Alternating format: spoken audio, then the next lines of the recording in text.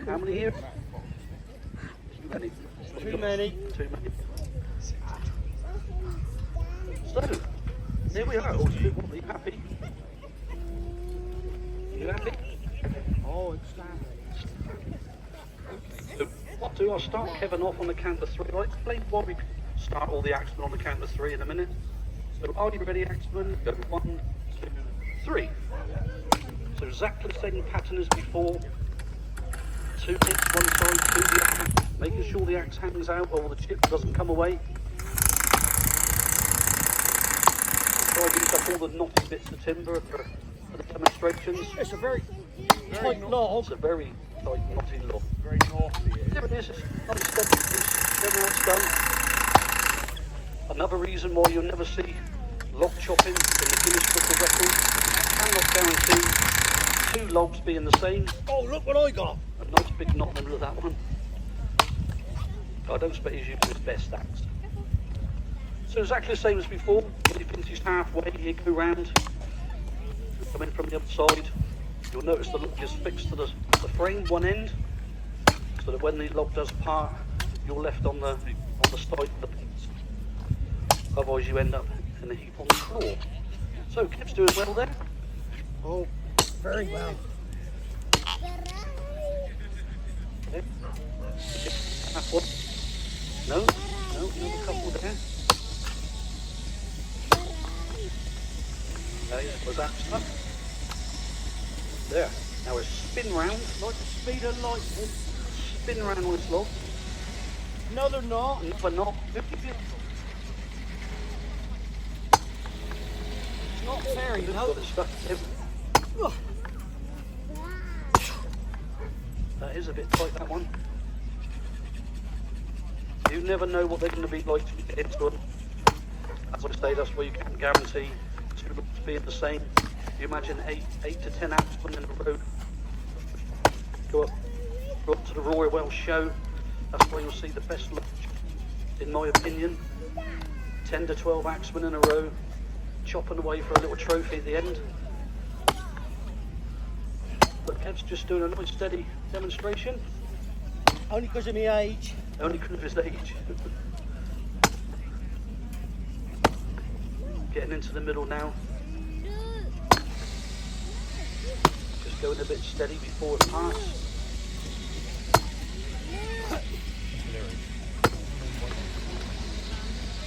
Going along now.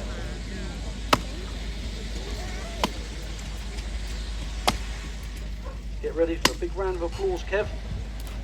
There we go, well done. That's the underhand.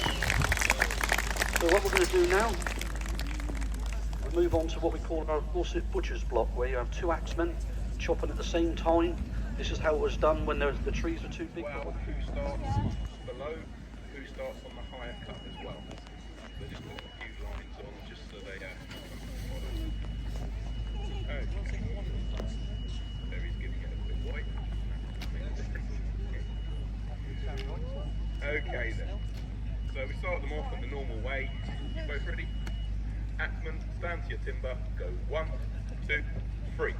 Now, if they get this timed right, as you can see, 1 axe in, as it comes out, the 2nd axe strikes in. You don't necessarily want to be hitting at the same time, so as you can see, the log wobbles. It has been said though that if you do hit at the same time, both axes will be penetrating into the centre of the log, so it does actually help keep the log. So you can see they're coming into the middle now. Terry's doing the slightly lower side, and Richard's doing the higher. And any minute now, Terry will do a couple of driving blows up. There's one, there's the other, there's a third, and then fifth, and then Richard will be driving down hand off. And this obviously will be when the tree fouls as it goes over. So any second now. I think it's ready, Richard. Oh, big knot my side. Oh, big knot is there. I ran out of work. They always say that every This time. side's big knot. Every time. There we go. So Terry stands back. It's all down to Richard now to power it off right at the end. Here we go. It's wobbling. There we go. Tree goes. Just a slightly different variation of how the trees were originally fouled. Okay. Right. if they get this timed right, as you can see, one axe in, as it comes out, the second axe strikes in. You don't necessarily want to be hitting at the same time, so as you can see, the log wobbles. It has been said though that if you do hit at the same time, both axes will be penetrating into the centre of the log, so it does actually help slightly the log. So you can see they're coming into the middle now. Terry's doing the slightly lower side, and Richard's doing the higher. And in a minute now, Terry will do a couple of driving blows up. There's one, there's the other, there's a third, and then the fifth, and then Richard will be driving down, hammered off. And this obviously will be when the tree fouls as it goes over. So any second now. I think it's ready, Richard. Oh, big knot my side. Oh, big knot is there. I run out of work. They always say that every time. This side's not off. There we go. So Terry stands back. It's all down to Richard now. So power it off. Right at the end. Here we go. It's wobbling. There we go. Tree goes over. Just a slightly different variation of how the trees were originally fouled. Okay. Right. Couple boys in the woods back in the 60s, late 60s, were still using these saws, and it's still a very proficient saw.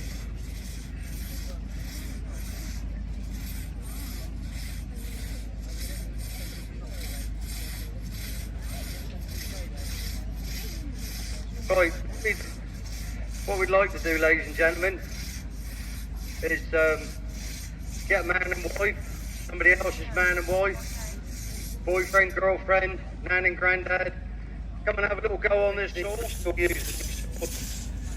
Still using these saws, and it's still a pretty proficient saw.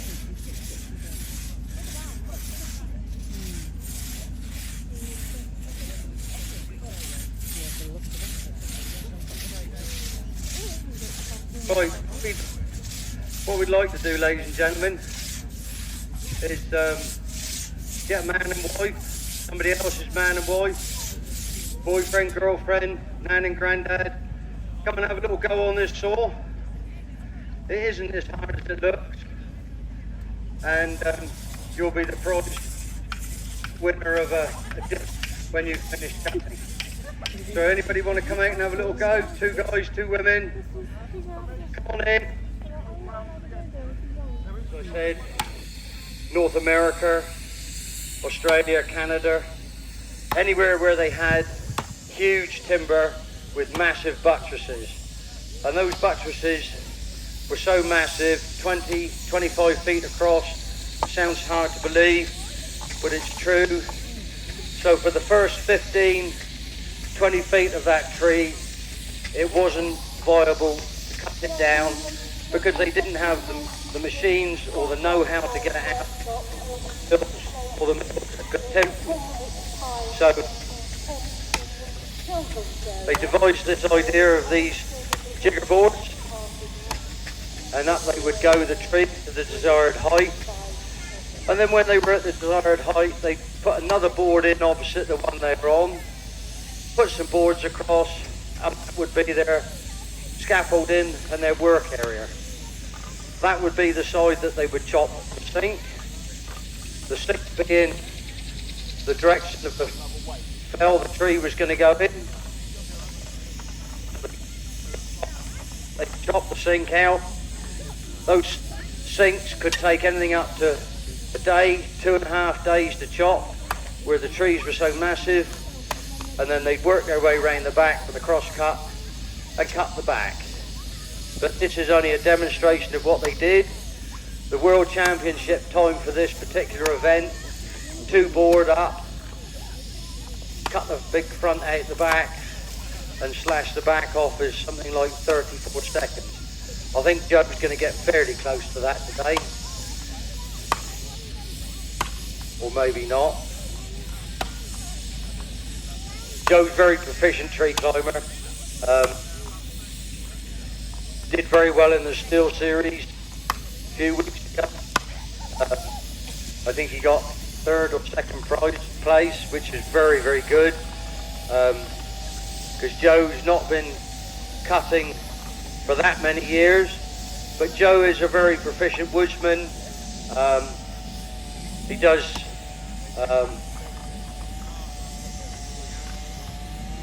forestry training, as in chainsaw work, climbing, tractor use, all sorts. And he also has his own business where he does the similar type of work. But he does an awful lot of training and lecturing work, which obviously we all need nowadays with health and safety. So Joe's got his second pocket in, fourth pocket, sorry. You need to make sure these last pockets are nice and deep, because you need to be able to get out on the end of that board, Joe, don't you? Well, I know that, but falling doesn't hurt, it's when you hit the ground. So don't fall off, alright?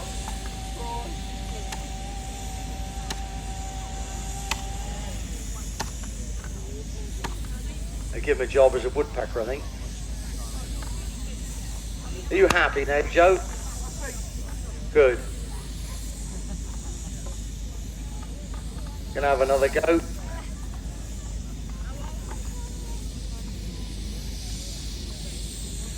Yeah, I think Joe's gonna go with that.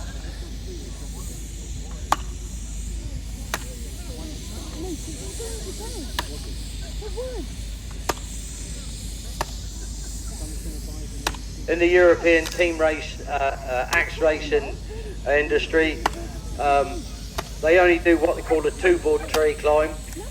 They go up one side, cut a massive front out of the log, almost all the way through, and then they turn around and do the last bit, the other side left-handed.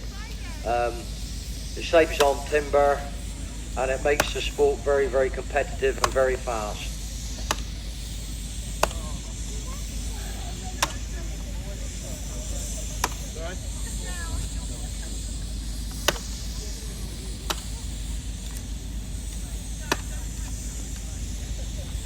Terry Adams held the British Tree Climb Championship for many, many years. Nobody could get near him. Very, very proficient tree climber. But now, unfortunately, we've got older, and now we talk about it more than we do it. We're always looking for new axemen to join. It's not for everybody, but if you're in the woods and like this sort of thing, come and see us. Nearly there. Well done, Joe. Give him a big round of applause. That was quite a big log he had up there. Did very well.